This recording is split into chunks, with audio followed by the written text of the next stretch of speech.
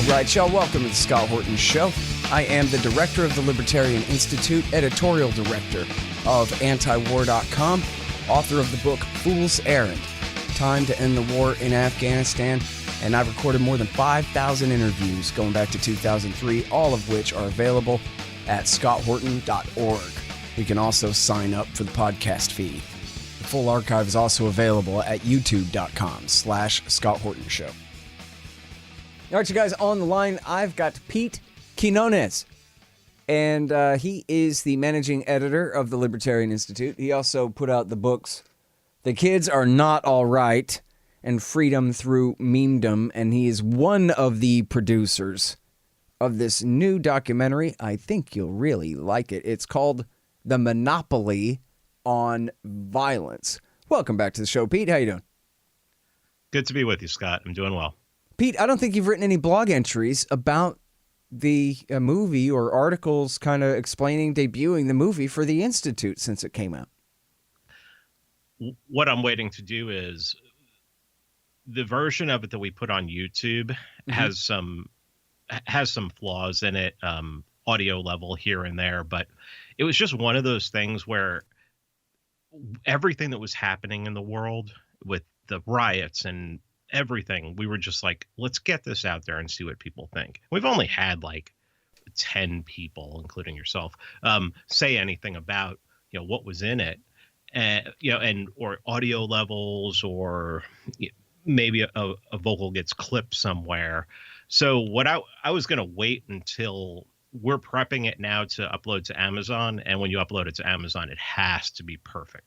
So that's what we're doing right now. We're re-recording a couple of the narration parts, and then we're going to send it to a guy who is professional audio guy who's going to level everything out. The sound's going to be perfect. And then that's when I was going to start talking about it on the Institute. Great. Okay. So it's open. The store is open now, but it's the grand opening is coming up here, and that's when we're going to make a real big deal about it. Okay.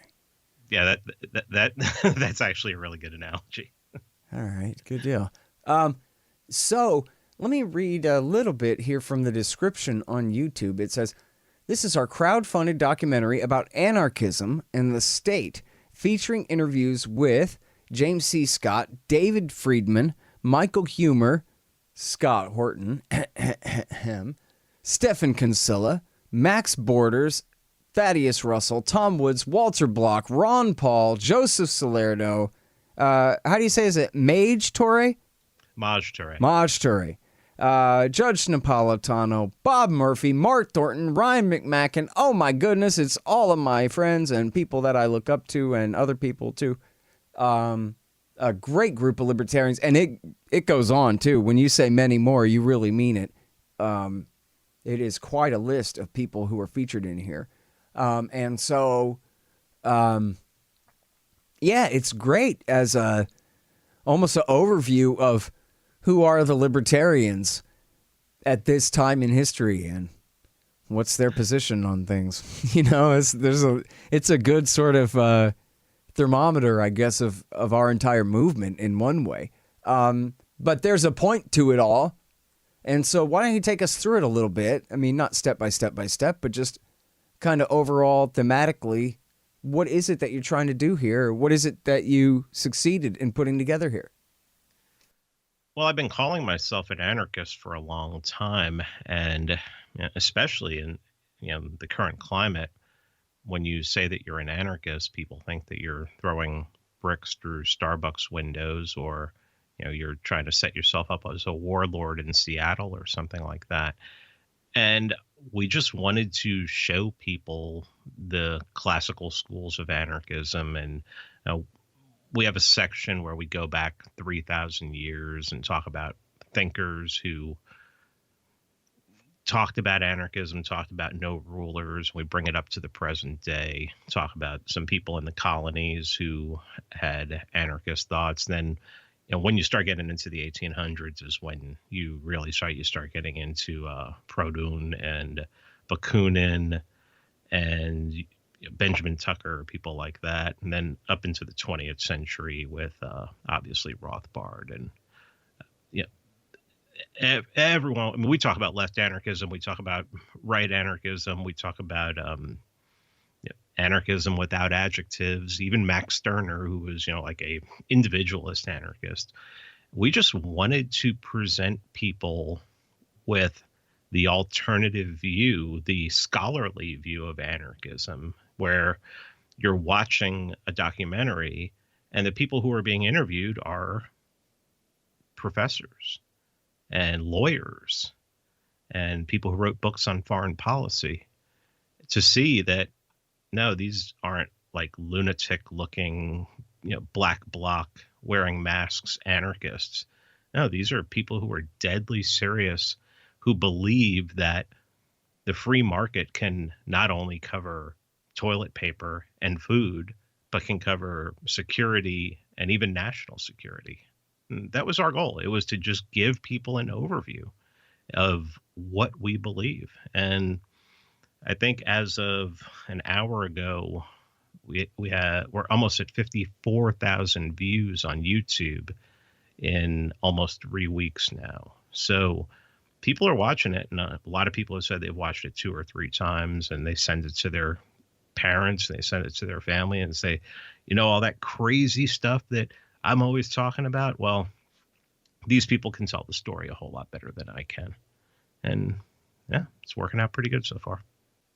Yeah, that's great, man. I always said that, not that I practice what I preach here, but I always thought that the Lou Rockwell approach of saying the most radical thing, the honest truth, but stating it in a very radical way, but with that very calm and professional, professorial, economist type monotone voice, that it goes with the bow tie and everything. That, of course, Harry Truman was a terrible monster.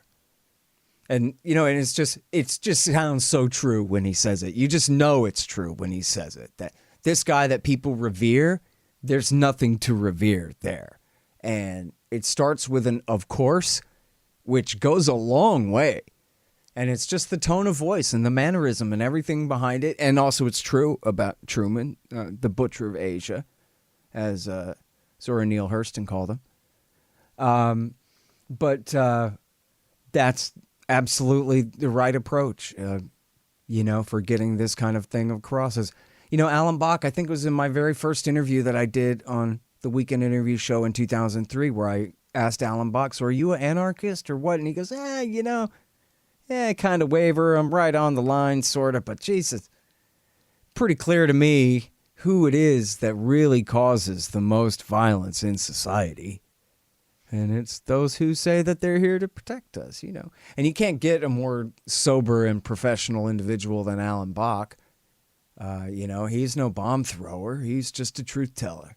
And so I don't know if I fit in your documentary very well in that sense, but surely most of the people that you interview do. And I think, they do get that point across. In, again, that Ron Paulian way, that here's license for you to go ahead and take a radical position because it comes from someone who's very moderate and serious in their tone.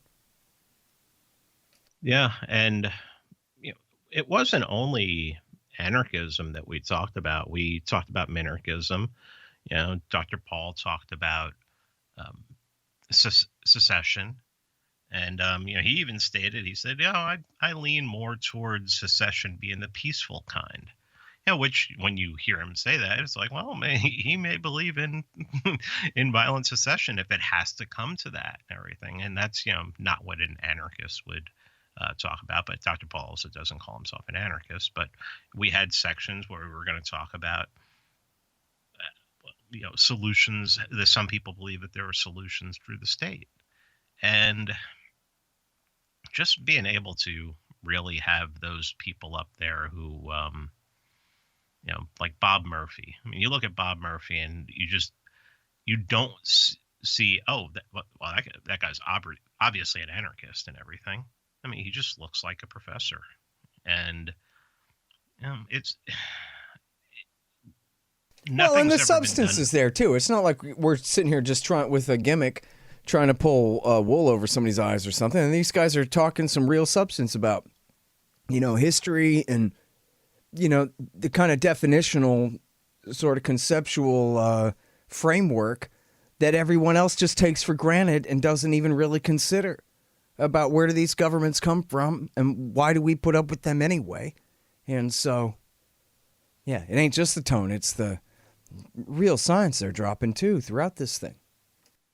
Yeah, and we had James C. Scott, who wrote the book Against the Grain, the book The Art of Not Being Governed, and he teaches at Yale anthropology, and we knew that we wanted to get him. Actually flew back across the country to get the interview with him because one of my producers moved to Oregon in the middle of all this, so he had to go across the country twice in order to get him. And we tried to get David Graeber, who is an anthropologist, but sort of more of on the left side. But we had him nailed down, and then some things happened, and just communication stopped. But having somebody like James C. Scott, who basically covers the first 7-8 minutes of the movie. Mm-hmm. I mean, this is an 80-year-old man, an 80-year-old professor, who's talking about the history of the states and is talking about how do you know when a state starts becoming totalitarian and overbearing? Well, they start instituting taxes on a regular basis. And when you hear that coming from someone like him, it's mind blowing, to realize that, wait a minute, there are people out there who are serious people who teach at Yale who believe that society can function without a monopoly on force and violence. And that was really that's the message of the whole movie, is the fact that the state is a monopoly on force and violence, and that we can do better. Right. And the society can do better. It doesn't have to be this way. Yeah. And I think it came out really well because, like I said, it's pretty much, we've had a couple people say, they didn't like it and everything like that. But I mean, that's going to happen. It's going to happen. I mean, it's an hour and 45 minutes. 3,000 likes, 36 dislikes on YouTube right now. So that's not so bad of a ratio, I don't think. That's a pretty good, that's actually an excellent ratio for YouTube. Yeah, but man. Now I have a major complaint here though. Where's Sheldon Richman? Well, I mean, you would have to go get Sheldon Richman in Arkansas and everything. And we just ran out of money. There were people that we wanted to get in Southern California, and we just ran out of money. So, we have 30 people in the documentary right now. I think the only person that I would have taken money out of my pocket if he would have said yes to get Chris to go and fly and record would have been Chomsky. But Chomsky said no. Or Bob Higgs, man. Well, I asked him to come on my podcast, and he says, "Sorry, I'm retired." Yeah. Well, listen, for a very long time, he wouldn't do interviews at all. And then for a very long time after that, my show was the only show that he would do because everybody else was so lousy at interviewing him, he thought. And then now he won't even do my show anymore either. So, yeah. Yeah, he says clearly. I miss the guy. I mean, he's really the very best one of us, I think. But well, yeah, he's maybe the greatest living libertarian right now. But a lot of people will argue. Who wants to start arguing over that? Yeah. Well, I'm working on editing Sheldon's book, his new one. It's a collection of essays that he's written over the years. It's called "What Social Animals Owe to Each Other," and man, it's great. It's so great. All about so underrated libertarianism and human nature and economics and natural rights, and it's everything that you'd want it to be, man. It's so good. So underrated. Sheldon is such a great thinker. Yeah. So chapter 2 will be an interview of Sheldon Richman, The Monopoly on Violence, Part 2. Sheldon and Bob Higgs. Well, the way we've done it smoking pipes. Yeah. The way we've done it is with this vast overview. So now we're going to start breaking it down into subjects that are in the movie. So I'm sorry that my part sucks, man. I really wish I'd done a better job. I think I really know now what I would have said instead. You know what I mean? If I had a better idea of where I fit in the movie and what part I was supposed to play there, I could have. I at least I wrapped it up well at the end with, so therefore they suck and we don't need them or something. So it ended along the theme of what you were saying, but it could have been constructed so much better. So yeah, sorry. Well, you also have to remember this is the first documentary we've done. So we're putting together questions for different people, and we know that there are certain subjects that we have to hit, but we're just rookies at this. So when you watch the whole thing and you watch it in its totality and you see how everything was framed, how it was set up from the beginning and how it progresses through, then, that's Chris, who is a rookie director and a rookie editor, just taking the transcripts of the interviews and looking at what questions we asked and saying, okay, this is how we're going to do it. I mean, the original transcript I got was 3 hours long. Yeah. And we had to chop that up, and there was one whole section on one subject that just hit the floor. I mean, we took it right out of there. One whole subject of what that hit the floor?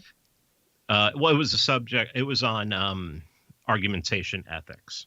Oh, so you have natural. Some people argue natural law, and then Hoppe came up with this argumentation ethics, and then we just decided we're not going to really hit natural law or argumentation ethics. We'll just concentrate on certain subjects. So we had that whole and that'll be on the bonus features for the Blu-ray. And I think we're going to upload a whole bunch of bonus features to Amazon too. So yeah, but yeah, I mean, we're rookies at this. And so, I read, Chris looked at everything that you did, your whole interview, and he's like, okay, this part works perfectly with. He definitely should have cut the rest that he did cut. I agree with that much. Well, and that is available right now on YouTube. Your whole interview is actually up on YouTube. Oh, the whole thing is? Yeah. Well, it must be severely edited. It was totally unusable in just raw form. I know you didn't post that. Well, Chris edited it all and everything. Oh, so. I hope it's severely edited, even for the long version. Don't tell me it's just unedited. Oh, no. I mean, he edited it. Because one thing I remember, too, was it was a Friday. It was like the end of the day on a Friday, and I had done like 10 interviews and was completely wasted out of it by then. It was terrible. I was terrible. Yeah. And it was, I know exactly what I would have said. Oh, I don't see it on here. Thank goodness it's not up there yet. But I know what I would have said. I would have set it up a lot better about how they, just like with all government programs on national security, they have an incentive to fail and create crises because they're the only ones who can solve the crises they created because of their monopoly and that kind of thing. And then, for example, look at the way they did this, and that. And then what I did say about the war on terrorism there would have fit, but it just would have been a lot better if I had introduced it as a case study in how government fails upwards. You know what I mean? I didn't really introduce it that way or frame it that way until I just, at the very end, I said. And so that's why we don't need them, which was like, pulling my parachute at the very last second so that it wasn't completely meaningless. But anyway, I hope everybody likes that part a lot. Yeah. Well, I mean, Daniel did a good lead in for you. Yeah. I think that worked out a lot. I think the whole section on foreign policy, starting with Salerno, and then I think it went into Klein, and then into Daniel, and then you finished it up. I think that whole section worked out very well. Yep. So I will, as soon as I'm done interviewing you here, I'll watch this and cringe myself to death at how terrible I was. And well, there was one section of me in the documentary that I had them take out because I was cringing so hard on myself. I was like, all right, take this out. And he's like, really? I'm like, yeah, get rid of that. I can't look at that. I embarrass really easy for an extrovert, man. It is what it is. But so anyway, and you know what? As bad as it was and as kind of tangential and all over the place as it was, at least I'm always right about everything. It's not like I was screwing up my details over which terrorists Obama was backing in Syria or whatever. It was all right. It was just not constructed well for the purpose it was serving to my liking. But anyway, but I don't want to sit here and talk bad about the movie other than my own self, because there's so much great stuff in there and so many great libertarians with so much great stuff to say in there. So back on the optimistic and positive note, why don't you tell me about some more of your favorite interviews that you guys got for this thing? Well, Judge Napolitano was, we had no idea that we could actually interview him. Most of these interviews were done at Mises University, because I knew that that was the one place that we could get, because everybody's going to be there that week. So we set up and we were there for like 4 days recording, and every Mises University, Judge Knapp is there. So one day I'm just like, man, we got to get Judge Knapp in this thing if we can. So he has they give him an office when he's there. I went down to the office, said, hey, we're doing a documentary, and I want to ask you some questions about the founding. Will you come down? And he's like, I need a half hour. And is this going to conflict with Fox at all? Will it compete with Fox? And I'm like, no, not at all. He's like, sure. So we got him in there, and it was awesome. We didn't use it, but he does a great take on Waco in there. And there's great part that he talks about the Articles of Confederation, but these are things that didn't make it into it, that'll be in the bonus features and everything. So Judge Knapp, of course, was amazing. I think Jeff Deist is fantastic in every part. I mean, he may be in it more than anyone else as far as runtime goes, and everything he just nailed. And his first appearance in it, where he's just talking about how absurd government is, where they're like the judges of their own criminality. So they not only have monopoly on force and violence, but then they get to judge themselves on it. That was great. And our buddy Dave Smith, Dave just so good, presents so well, just so smooth, and he just nailed everything. We released the full footage of our interview with him, and I watched the full interview footage, and we used more than half. I mean, we used almost all of it that he had. And so, Dave talking about minarchism is great. And then Dave also does this thing where he quotes Tom Woods, where Tom Woods has this thing of talking about how absurd public schooling is. And he's like, so you go to school, and there's, the schools are sponsored by Walmart, and you go into the classroom, and all the pictures of the CEOs of Walmart are on the wall, and there's all these tales about it. Where, the first CEO of Walmart never told a lie, and everything like that. And he's like, then you have he says you have a whole society that favors Walmart. And it's like, well, why?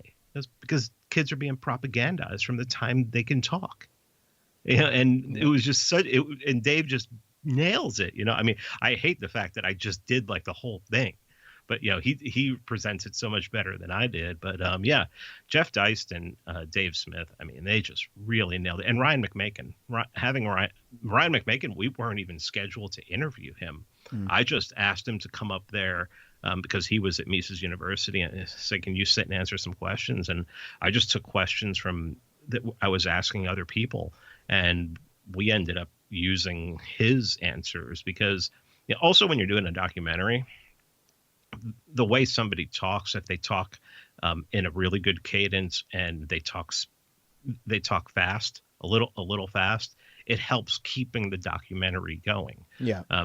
Somebody who talks slower, it's gonna, it'll drag, and it'll just be a little bit of, bring it down a little bit and take the energy out of it a little bit. So those guys, they did fantastic, man. I mean, they really just nailed their parts, and I couldn't be happy. And Peter Klein too.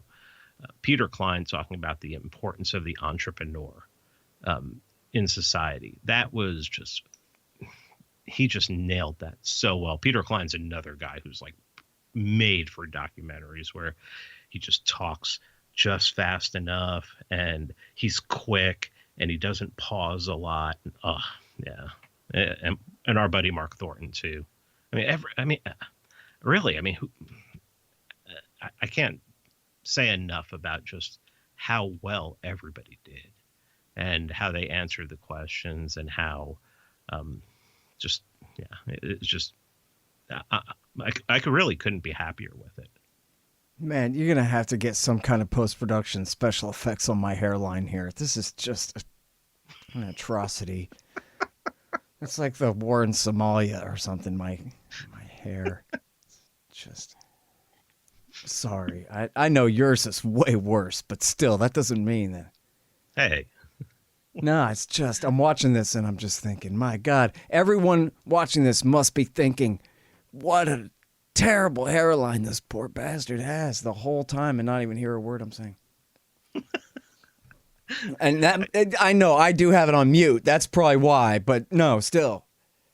They will too. They'll mute it and then they'll just look at my hairline and be like, God, that guy should just shave his head and give it up and stop trying to pretend. Yeah, you're, well, they definitely are now that they're listening to this. That's exactly what they're going to do. Oh, man. Anyway, I don't care about anything else, but that really gets me. No, I'm just kidding. Hold on just 1 second. Be right back. So you're constantly buying things from Amazon.com. Well, that makes sense. They bring it right to your house. So what you do, though, is click through from the link in the right-hand margin at scotthorton.org, and I'll get a little bit of a kickback from Amazon's end of the sale. Won't cost you a thing. Nice little way to help support this show. Again, that's right there in the margin at scotthorton.org.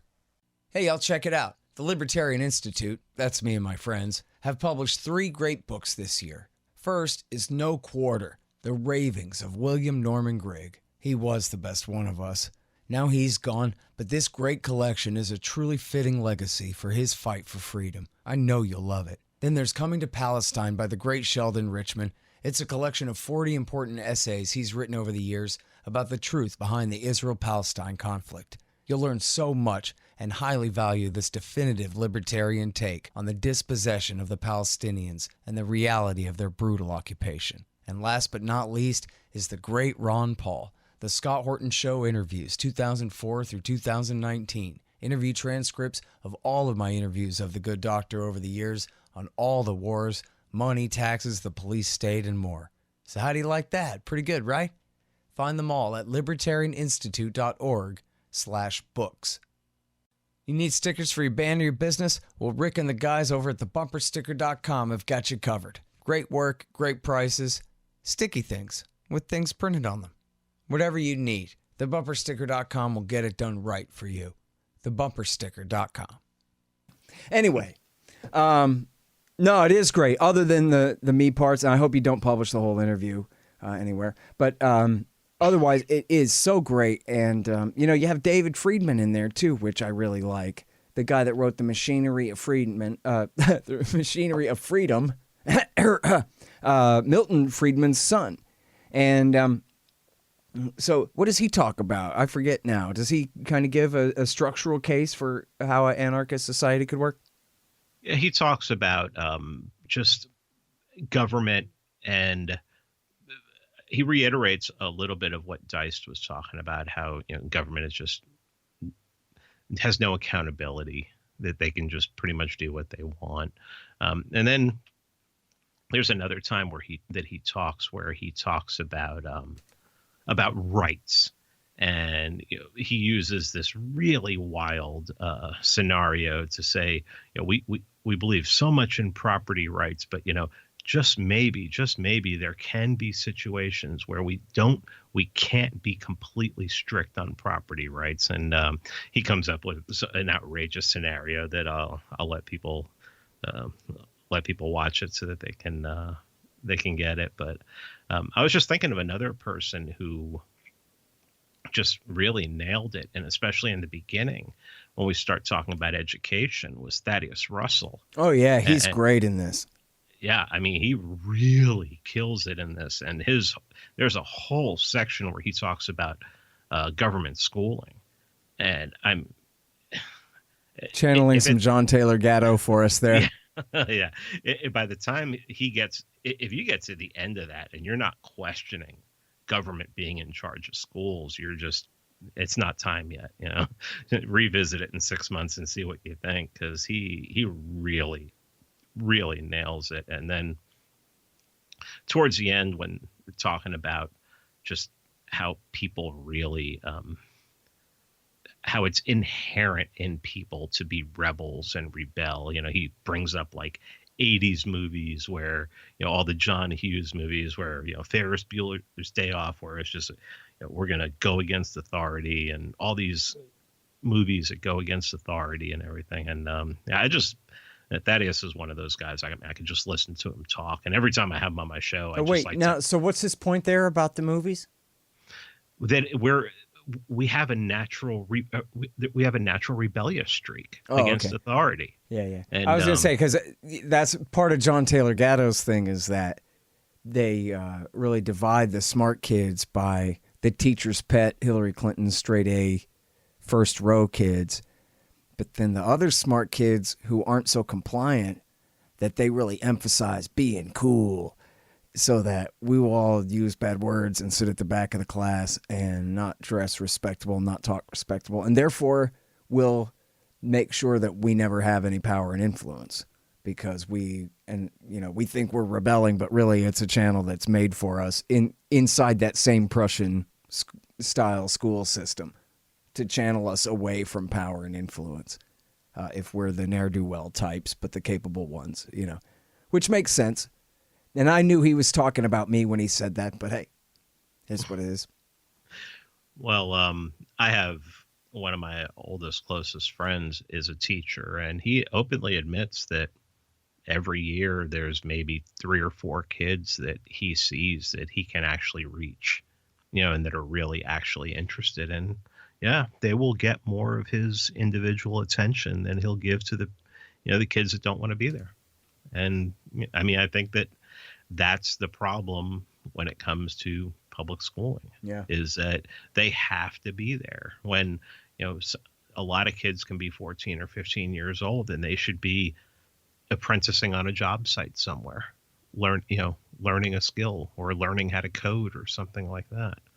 Yeah. Learning how to have the imagination to decide for themselves what they want to learn and what they want to do. Yeah. That should be from the youngest age, really. Yeah.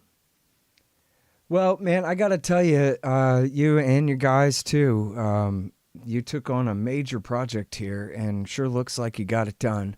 Can't wait to see the final draft of it. But the current version is great. It's The Monopoly on Violence. It's on YouTube right now. It's Stateless Productions is the name of the channel there on YouTube. And you can see the full interviews of Tom Woods and Dave Smith and Matt Torrey there as well, and as well as the entire thing. And so please do, everybody, check that out. And thanks again, Pete. You got anything else I should have mentioned? Yeah. If our website is themonopolyonviolence.com. Oh, great. There's a free download in 720p of the movie there. Okay. And right next to that, there's also a donation button. So we're not charging for the 720, but if you want to donate something, there's a PayPal link. There's crypto addresses Great. there. And like you were talking about earlier, you guys have this as an ongoing project to get it completely tightened up all the way to put out on Amazon and iTunes and all those things, right? Yeah, and Netflix. But we're going to get it on Amazon and get a buzz on Amazon before we send it to Netflix, because Netflix will be off. And that's themonopolyonviolence.com. Yeah. And we also have a 4K version of what's on YouTube for $10. But the link there's a link to the YouTube video right there in the monopolyonviolence.com. So if you don't want to go search in YouTube, just go to themonopolyonviolence.com, and it'll link you to YouTube right there. Killer, man. All right. Well, great work again, and tell the other guys who worked on it that I said that too, if you want. I don't care. But I mean that to praise everybody's work here. Great job, everybody. And thank you again for your time. No problem, man. Thanks a lot, Scott. All right. You guys, that is Pete Quinones. He is my partner over there at the Libertarian Institute, managing editor there and co-producer of The Monopoly on Violence, which you can find at themonopolyonviolence.com. The Scott Horton Show, Anti-War Radio, can be heard on KPFK 90.7 FM in LA, APSradio.com, antiwar.com, scotthorton.org, and libertarianinstitute.org.